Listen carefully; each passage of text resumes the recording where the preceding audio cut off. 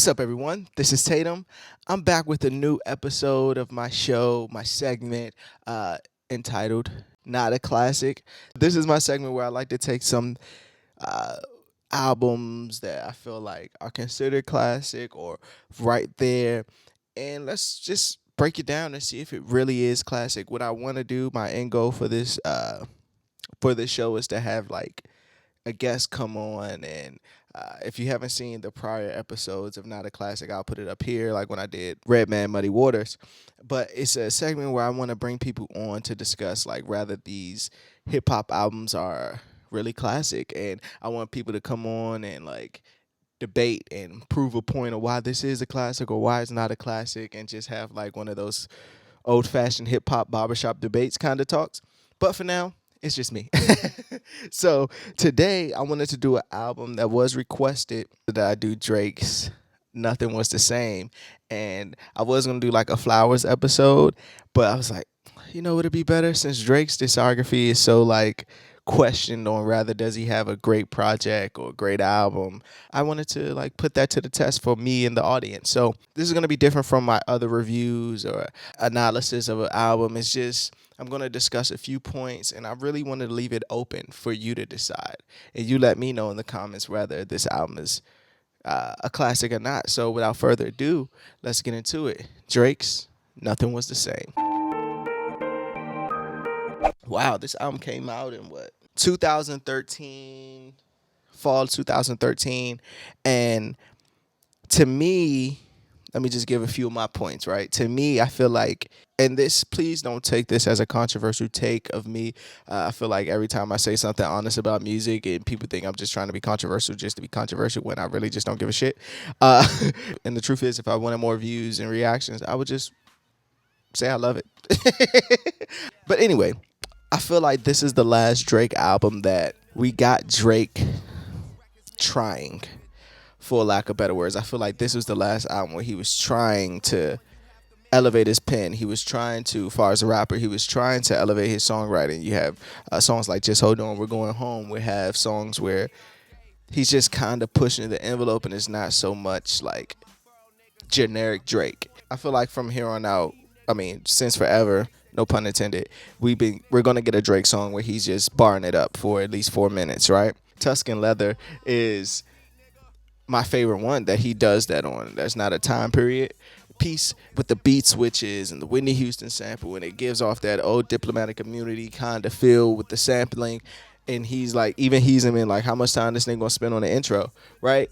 And I felt like that's my favorite one. That was like the perfect, I think it's the best Drake intro to an album, period. And it's something about the production on this album that, I read an article where he talks about where Take Care was a homage to his hometown and his country, and this album was like him in the States, living in Los Angeles, Miami, all those things, right? So you get, it's like a weird, different vibe for me. Like Furthest Thing is like, I don't think we're ever gonna have a Drake song like that again. It's just so fucking good. Like how he was able to, the way that he paints love stories are great sometimes, right? Well, it used to me, because he still showed accountability in it, and it's not so much pointing the finger. And even I think the whole title of Nothing Was the Same signifies a lot. Like nothing was the same after this album. Like we never got another Drake project like this ever. And you could say like, well, he was trying different musical stuff on Views, where he went for the party sound and even the Caribbean sound more, but it was still kind of like, I don't know, it was a reach to me. Started from the Bottom, I feel like that was captivated everything. Like I remember when Started from the Bottom dropped right before All-Star Weekend, and it was just like, and I was in Houston for All-Star Weekend, and it was just like everywhere. It's like one of the last few rap songs I saw command that type of attention from everyone. Like, and not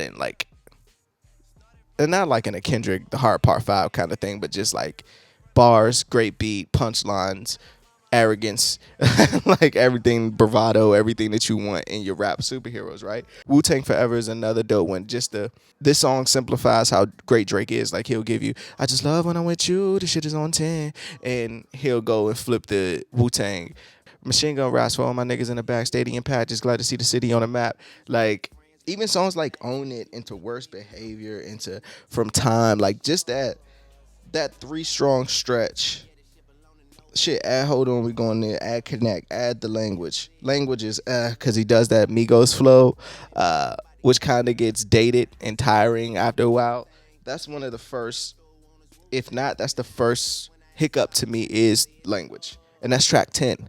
You know what I mean? Like, and then we go right back into 305 to My City, which is like, come on, man. If you were outside when this album came out and that song was hitting, you know, especially if you were in Miami, like Too Much. I remember him performing that on SNL for the first time, and him apologizing to his mom before reciting it to the world. I thought it was just beautiful. See, even things like that, like we get songs like what is it? It's not Jungle. What's the one? Put in the comments. It's like one of the last songs on If You're Reading This, It's Too Late, where he talks about his mom. He talks about his mom every album, but in that kind of way, I feel like Too Much is the last time we got Drake that vulnerable about like his life in a way, and not, I don't know, like it was no ego in it. Like, and all my friends from the M Town start acting like I'm him now. Like, we ain't been down. Put the pen up or put the pen down. I'm writing to you like a pen pal or some shit like that. Like, his pen was just great. And I remember reading an article where he said like he was really focused on his pen this album. And do you remember, side note, do you remember he was dissing like Kanye's bars on Yeezus, like around this time? That probably was the stem of everything. Like, you know, feeling like Thrones for the taking. Watch me take it. Pound Cake, which I think, from what I remember, he took Jay-Z vocals from another song that he was working on Magna Carta and put it on that one. I feel like Drake did that and was like, I'm going to devour this nigga. Like Drake first verse, then Hove, and then how Drake closed it out with the verse like, yeah, I'm tired of being humble in front of the big dogs. Like some shit he said in the verse like, man, I'm taking the throne, I'm taking this moment, I'm tired of like being humble, I'm tired of like bowing down to you niggas. And like, at least that's what I got from that last verse on Pound Cake. I always chuckle because it was like a setup to me. Like, give me that verse on here, but I'm gonna come in on the last verse and just watch how you or type shit.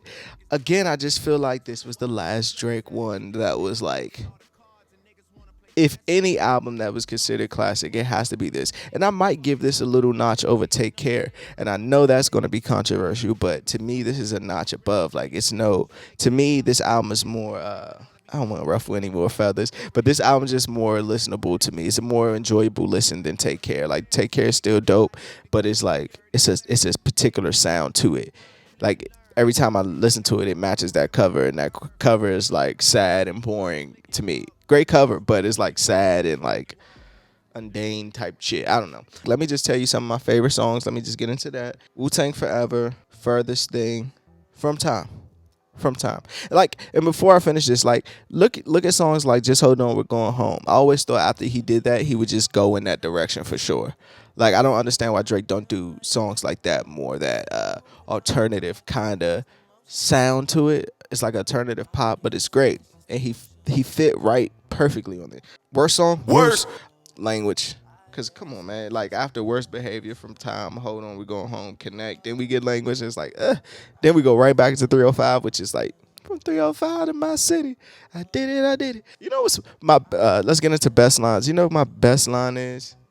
And usually I have like this drawn out like bar fest of line, but you know, like very short and sweet. When it's Drake, I think it's on 305 to my city, when he says, something like, your best friend heard you had trouble at customs. I'll make some calls to get you through customs.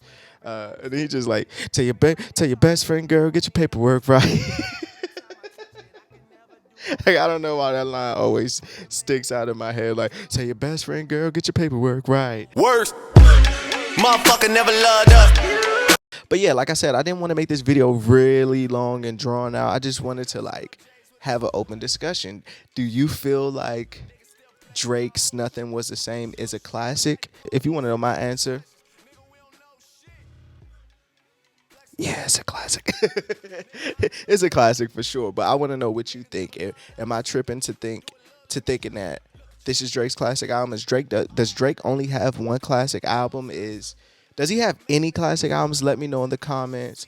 Hit that like button, hit that subscribe button. I have all the suggestions you guys sent in, and I'm going through them. I wrote them down. I'm going to listen to it. I'm just trying to figure out whether you want live reactions to those music or you want the more in-depth reviews that I do. So let me know about that in the comments as well. But again, nothing was the same. Is it a classic?